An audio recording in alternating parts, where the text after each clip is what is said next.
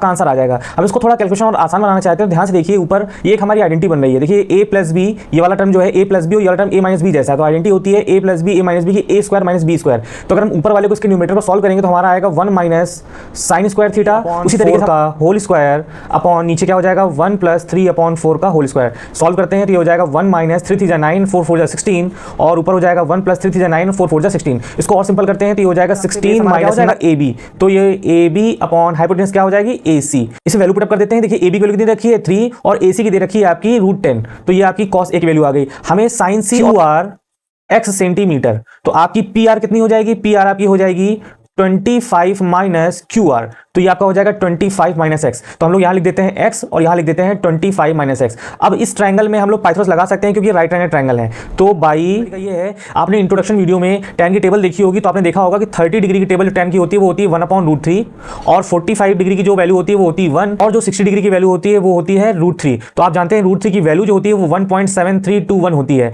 ये खुद ही जो है 1 से ज्यादा है। तो tan 60 की वैल्यू 1 से ज्यादा गई तो एक आपके पास एग्जाम्पल हो गया, या आप इस स्टेटमेंट को आप फॉल्स कह सकते हैं। तो स्टेटमेंट आपका क्या है, फॉल्स है।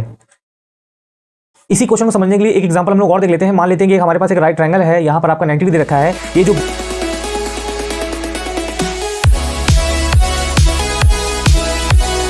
हेलो बच्चों, कैसे हैं आप लोग? स्वागत है आपका आपके यूट्यूब चैनल क्रेजी मैथ्स में। आज हम लोग क्लास 10th का चैप्टर 8 ट्रिग्नोमेट्रिक एक्सरसाइज 8.1 करेंगे, जिसमें हम लोग क्वेश्चन नंबर 7 से लेकर क्वेश्चन 11 तक सारे क्वेश्चंस करने वाले हैं।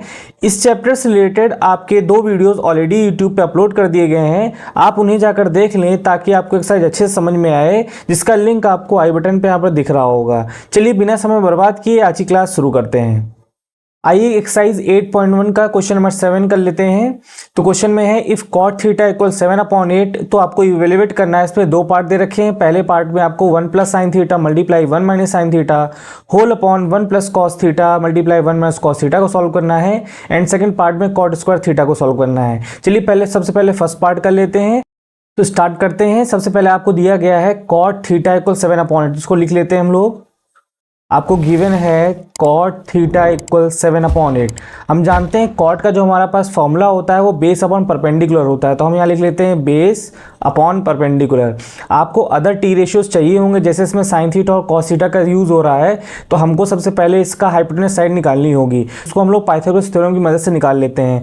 तो बाई पाइथागोरस थ्योरम हम लोग सबसे पहले हाइपोटेनस निकाल लेते हैं। तो एच स्क्वायर कितना हो जाएगा, b square plus p square. चलिए वैल्यू पुटअप करते हैं। तो बी स्क्वायर 7 का होल स्क्वायर प्लस 8 का होल स्क्वायर, तो ये आपका कितना हो जाएगा, एच स्क्वायर इक्वल 7 7 जा 49 प्लस 8 8 जा 64। तो ये आपका हो जाएगा एच स्क्वायर इक्वल 9 4 13 और 6 4 1 11। तो एच आपका आ जाएगा √113। आपकी हाइपोटेनस साइड जो है वो स्क्वायर रूट ऑफ 113 आ गई है। सबसे पहले हम लोग साइन थीटा की वैल्यू निकाल लेते हैं। तो साइन थीटा आपका जो फॉर्मूला होता है वो होता है परपेंडिकुलर अपॉन हाइपोटेनियस। परपेंडिकुलर आपका 8 दे रखा है और हाइपोटेनियस स्क्वायर रूट ऑफ 113 दे रखा है, जो अभी आपने निकाला है। हमें कॉस थीटा भी निकालना होगा। कॉस थीटा का जो फॉर्मूला होता है वो आपका बेस अपॉन हाइपोटेनियस होता है। तो बेस आपका 7 है और हाइपोटेनियस आपकी √113 है।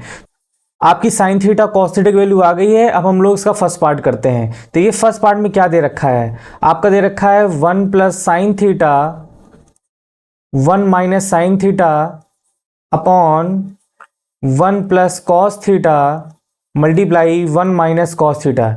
देखिए आप चाहें तो यहाँ डायरेक्ट वैल्यू रख सकते हैं। देखिए यहाँ पे साइन थीटा दिख रहा है, यहाँ भी साइन थीटा है, कॉस थीटा है, तो उसको आप कैलकुलेट कर सकते हैं, आपका आंसर आ जाएगा। हम इसको थोड़ा कैलकुलेशन और आसान बनाना चाहते हैं, तो ध्यान से देखिए ऊपर ये एक हमारी आइडेंटिटी बन रही है। देखिए a प्लस बी, ये वाला टर्म जो है a प्लस बी और ये वाला टर्म a माइनस बी जैसा है, तो आइडेंटिटी होती है a plus b a minus b की a square minus b square. तो अगर हम ऊपर वाले को इसके न्यूमरेटर को सॉल्व करेंगे तो हमारा आएगा 1 माइनस साइन स्क्वायर थीटा, उसी तरीके से हमारा नीचे आएगा 1 माइनस कॉस स्क्वायर थीटा। तो हमारा थोड़ा कैलकुलेशन और आसान हो जाएगा। कैलकुलेशन हम लोग अगले पेज में कर लेते हैं। हमारे पास इक्वेशन बनी है, हमें निकालना है 1 माइनस साइन स्क्वायर थीटा और 1 माइनस कॉस स्क्वायर थीटा। चलिए इसमें वैल्यू पुटअप करते हैं। तो ये हो जाएगा 1 माइनस, देखिए साइन थीटा की वैल्यू आई थी 8/√113 और साइन स्क्वायर है तो यहाँ क्या हो जाएगा, स्क्वायर हो जाएगा। इस तरीके से हमें कॉस थीटा की वैल्यू भी रखनी होगी नीचे, तो ये हो जाएगा 1 माइनस कॉस थीटा की वैल्यू आई है आपकी 7 अपॉन स्क्वायर रूट ऑफ 113, तो इसका भी स्क्वायर हो जाएगा। हमें इसे सॉल्व करना है, हमारा आंसर आ जाएगा। चलिए करते हैं आगे हम लोग।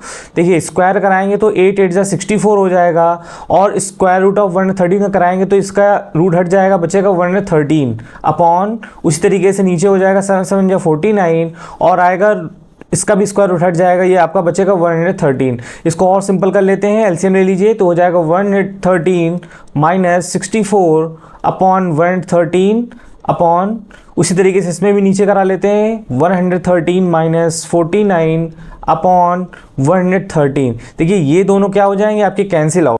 इसको हम लोग और सॉल्व करा लेते हैं, तो 113 से 64 माइनस करेंगे तो हमारा आंसर आएगा 49, और अगर हम लोग 113 से 49 माइनस करेंगे तो हमारा आंसर आएगा 64। तो ये आपका फर्स्ट पार्ट का ये आपका वैल्यू हो गया है, आपका आंसर आया है 49 अपॉन 64। चलिए इसी के साथ सेकंड पार्ट भी कर लेते हैं।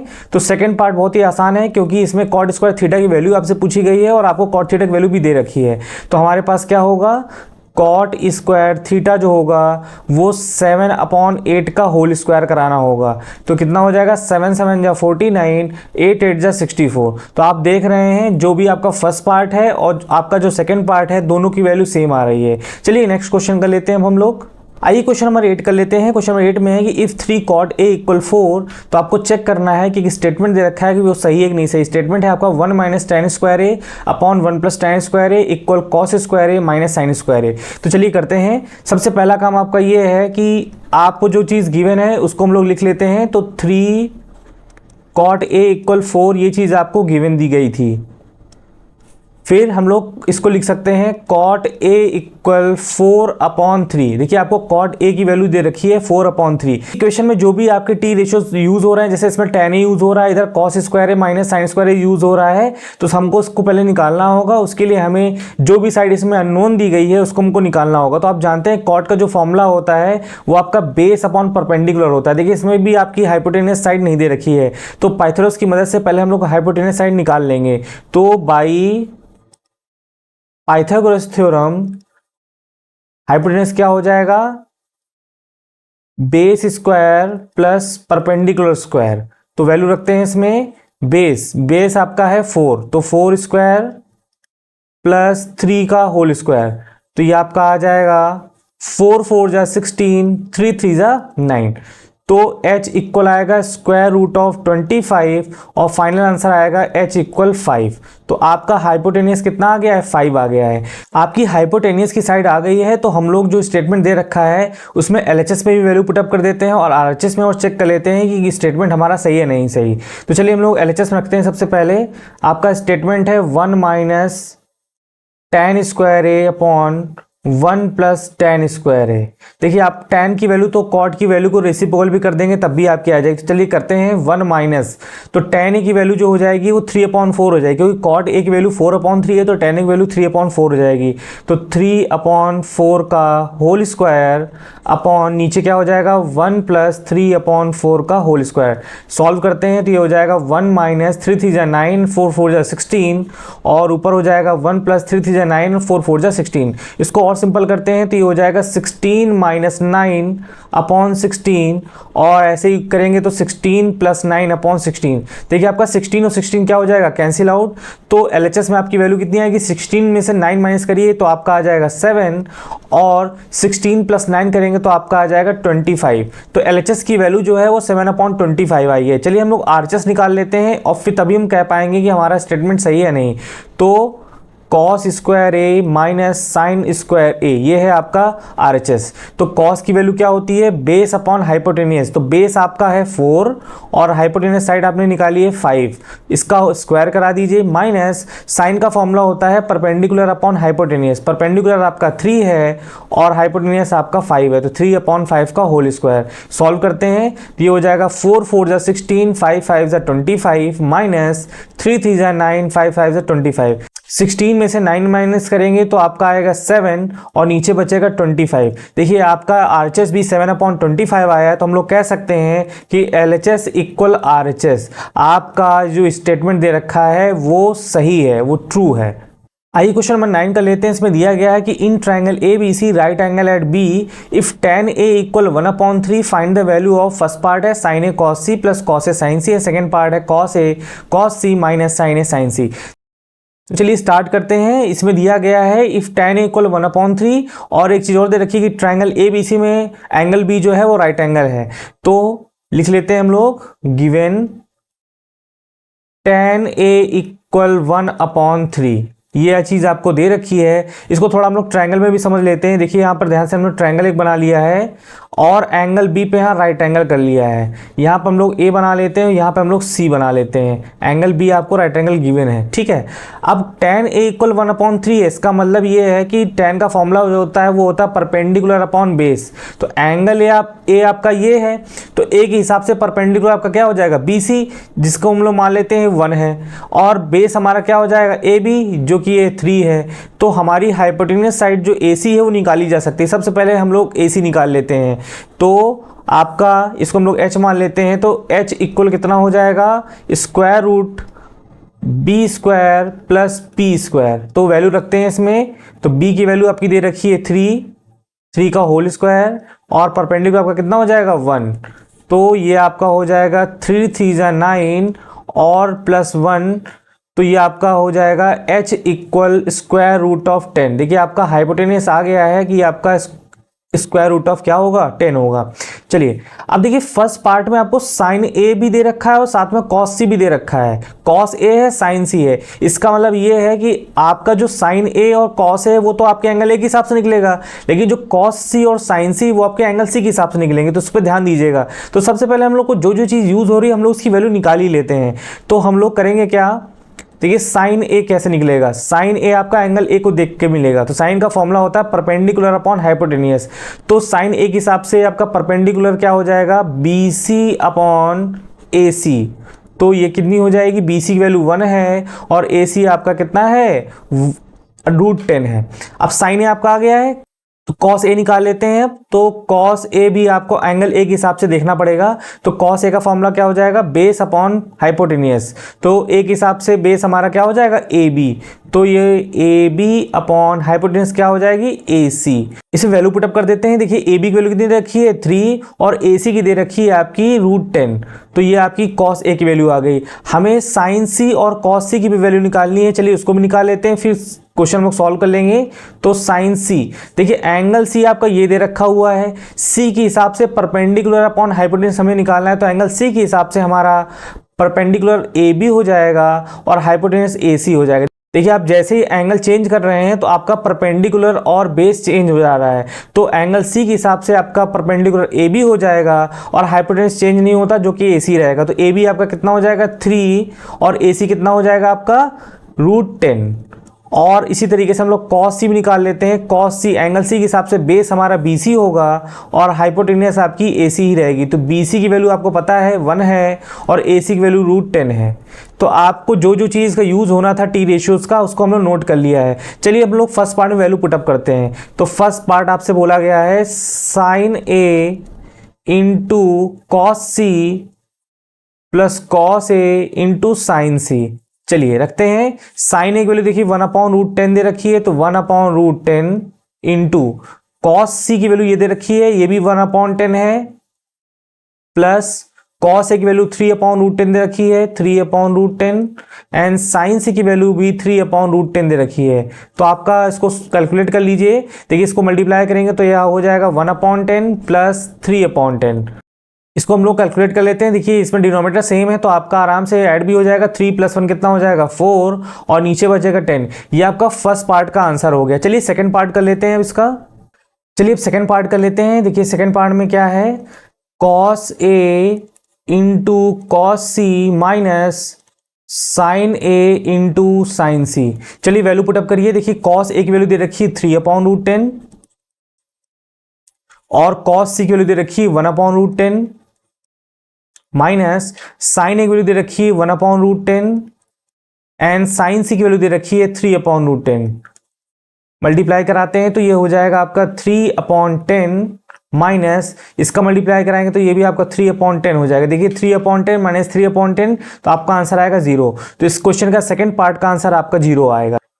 आइए क्वेश्चन नंबर 10 कर लेते हैं। बहुत ही इंपॉर्टेंट क्वेश्चन है, आपके एग्जाम में कई बार आया है। चलिए इसको देख लेते हैं। दिया गया है in triangle P Q R right angle at Q P R plus Q R equal 25 centimetre and P Q equal 5 centimetre, determine the values of sine P, cos P and tan P.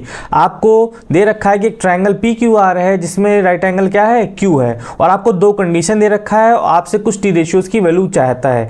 चलिए हम लोग पहले triangle बना लेते हैं। Triangle एक P Q are they रखा है, हमने यहाँ पे मान लिया पी, ये आपका हो गया क्यू और ये आपका हो गया आर। एंगल क्यू पे आपका 90 डिग्री दिया गया, आपका क्वेश्चन बोल दिया गया है, और इसमें दो कंडीशन दे रखी है, नोट कर लेते हैं इसको भी। दिया गया है P R plus Q R equal 25 centimetre और एक कंडीशन दे रखी है आपकी पी क्यू इक्वल 5 सेंटीमीटर। तो देखिए जरा फिगर में पी क्यू बना सकते हैं हम लोग, ये हो जाएगा आपका 5 सेंटीमीटर। और आपकी पहली कंडीशन जो दे रखी है P R plus Q R equal 25, इसका मतलब ये है कि इस वाली साइड और इस वाली जो साइड का सम जो है वो 25 सेंटीमीटर है। तो हम लोग इसमें एक साइड को अपने हिसाब से मान लें तो आपकी दूसरी साइड भी आराम से निकल आएगी। तो हम लोग मान लेते हैं कि let Q R x centimetre. तो आपकी पी आर कितनी हो जाएगी, पी आर आपकी हो जाएगी 25 माइनस क्यू आर, तो ये आपका हो जाएगा 25 माइनस एक्स। तो हम लोग यहां लिख देते हैं एक्स और यहां लिख देते हैं 25 माइनस एक्स। अब इस ट्राइंगल में हम लोग पाइथागोरस लगा सकते हैं क्योंकि ये राइट एंगल ट्राइंगल है। तो बाई पाइथागोरस थ्योरम हम लोग पाइथागोरस लगाएंगे और एक्स की वैल्यू निकाल लेंगे इसमें। तो आपका हो जाएगा P R square equal P Q square plus Q R square. तो पी आर स्क्वायर करेंगे तो कितना हो जाएगा 25 माइनस एक्स का whole square equal P Q का स्क्वायर करेंगे तो ये आपका हो जाएगा 5 का whole square and Q R x square. चलिए सॉल्व करते हैं। देखिए इसमें a माइनस बी का होल स्क्वायर ब्रेक करना पड़ेगा, तो ये हो जाएगा 25 का स्क्वायर करेंगे तो आएगा 625 और x का करेंगे तो हो जाएगा प्लस का एक्स स्क्वायर, और जब माइनस 2ab करेंगे तो आपका हो जाएगा ये 50x इक्वल 5 5 25 और प्लस का एक्स स्क्वायर। देखिए एक्स स्क्वायर और एक्स स्क्वायर दोनों तरफ क्या हो जाएगा, कैंसिल आउट, और माइनस 50x को हम लोग उधर भेज देंगे तो हमारा क्या आ जाएगा। देखिए इसको उधर देख लेते हैं। तो implies that 50x equal 625 minus 25। तो x की वैल्यू कितनी आएगी, ये आपका हो जाएगा 600 अपॉन 50। अगर इसको सॉल्व करेंगे तो आपका आ जाएगा ये 12। तो x की वैल्यू कितनी हो गई 12 सेंटीमीटर, ये आपकी x की वैल्यू आ गई है। तो x आपने क्या माना था, QR माना था, तो QR आपका एग्जैक्टली कितना आ जाएगा 12 सेंटीमीटर, और आपका PR जो है वो आ जाएगा 25 माइनस 12 इक्वल 13 सेंटीमीटर। देखिए PR की वैल्यू 13 सेंटीमीटर आ गई, QR की वैल्यू 12 सेंटीमीटर आ गई है, और PQ आपको 5 सेंटीमीटर पहले से दे रखा है। तो इस क्वेश्चन में जो भी टी रेशियोज पूछे गए हैं, जैसे कि साइन पी, कॉस पी और टेन पी की वैल्यू निकाल लेते हैं हम लोग अगले पेज में। आइए देखते हैं। तो आपको सबसे पहले साइन पी की वैल्यू चाहिए होगी। तो साइन पी का फॉर्मूला जो होता है वो होता है परपेंडिकुलर अपॉन हाइपोटेनियस। तो हमको एंगल पी के हिसाब से देखना है, तो एंगल पी के लिए परपेंडिकुलर आपका क्यू आर हो जाएगा और हाइपोटेनियस आपका पी आर हो जाएगा। तो साइन पी का क्या हो जाएगा, Q R upon P R. तो देखिए क्यू आर की वैल्यू दे रखी है 12 सेंटीमीटर और पी आर आपका दे रखा है 13। तो साइन पी की वैल्यू कितनी आएगी 12 अपॉन 13। अगला है कॉस पी। तो कॉस का फॉर्मूला होता है base upon hypotenuse. Angle P के हिसाब से बेस आपका पी क्यू हो जाएगा और हाइपोटेनियस आपकी पी आर ही रहेगी। तो पी क्यू का जो वैल्यू है वो है 5 और पी आर का वैल्यू कितना है आपका 13। एक चीज और पूछी गई है इसमें टेन पी, तो हम लोग टेन पी निकाल लेते हैं। देखिए एंगल पी के हिसाब से perpendicular again Q R and base आपका पी क्यू हो जाएगा। तो टेन पी फॉर्मूला क्या बनेगा आपका Q R upon P Q. तो क्यू आर की वैल्यू जो है वो 12 है एंड पी क्यू की वैल्यू कितनी है 5। तो टेन पी का जो वैल्यू आएगा वो 12 अपॉन 5 आ जाएगा। चलिए हम लोग अब नेक्स्ट क्वेश्चन कर लेते हैं। आइए क्वेश्चन नंबर 11 कर लेते हैं। इसमें दिया गया है state whether the following are true और फॉल्स, जस्टिफाई योर आंसर। आपको कुछ स्टेटमेंट दे रखे हैं, आपको बताना है कि स्टेटमेंट ट्रू है या फॉल्स है, और अगर ट्रू है तो भी आपको जस्टिफिकेशन देना है और फॉल्स है तो आपको तब भी जस्टिफिकेशन देना है। तो चलिए सबसे पहला पार्ट कर लेते हैं। दिया गया है the value of tan a is always less than 1। आपसे कहा गया है कि जो tan a की वैल्यू होती है वो हमेशा 1 से कम होती है। तो इसको दो तरीके से हम लोग समझ सकते हैं। सबसे पहला तरीका ये है, आपने इंट्रोडक्शन वीडियो में tan की टेबल देखी होगी, तो आपने देखा होगा कि 30 डिग्री की टेबल जो tan की होती है वो होती है 1/√3। और 45 डिग्री की जो वैल्यू होती है वो होती है 1, और जो 60 डिग्री की वैल्यू होती है वो होती है √3। तो आप जानते हैं √3 की वैल्यू जो होती है वो 1.7321 होती है।